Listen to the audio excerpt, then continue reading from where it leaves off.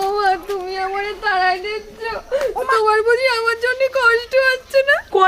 কষ্ট তো হচ্ছে, কিন্তু তোর জন্য না, কষ্ট হচ্ছে আমার জামাই আর তার বাড়ির লোকের জন্য।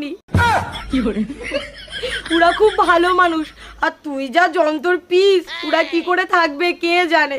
ভগবান ওদের রক্ষা করো। ও মা, আমি তো চলেই যাচ্ছি, তাও আবার তুমি আমার এমন করে বলছো। আমি তোরে ওরম করে বলতে চাইনি। যা যা তুই যা, জামাই তুমি ওরে নিয়ে যাও, তুই গিলি আমার শান্তি।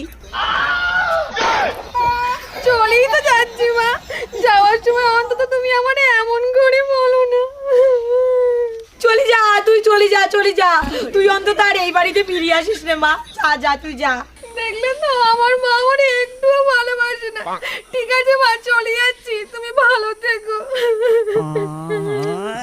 ওর জন্যই তো বললাম, তুই যদি আমার ভালো দেখতে চাস তাহলে আর এই বাড়িতে ফিরে আসিস নে। যা যা যা তুই যা। আচ্ছা ঠিক আছে, তুমি কান্না করো না। তুমি দেখো শাশুড়ি মা সত্যিই তোমার খুব ভালোবাসে, নাহলে দেখো উনিও কান্না করছে কিন্তু। বাবা তুমি ভুলে ওর সাপোর্ট করো না, তুমি পারলি আমারে ক্ষমা কর দিও। এই যন্ত্র পিস তোমার গলায় আমি ঝুলাই দিয়েছি বাবা,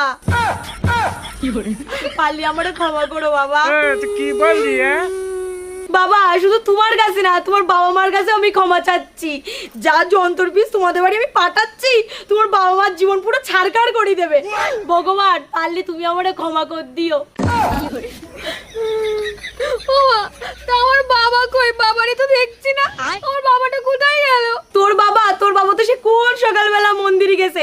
আসলে অনেক দিনের মানত ছিল তো, এ আগাছা বাড়িতে বিদায় হলেই যে পুজো দেবে, তাই পুজো দিতে গেছে।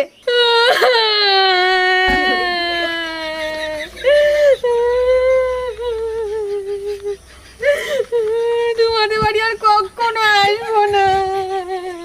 আমি আর তোর বাবা তো এতদিন ধরে ভগবানের কাছে এটাই মানত করছিলাম, মা তুই ভুলেও কিন্তু এই বাড়িতে আর পা দিস নে।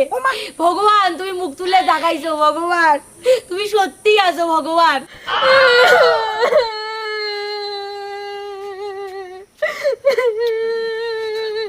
থাক তুমি কান্না করো না, থাক। আর মা আপনি ওর এরম করে কেন বলছেন বলেন তো?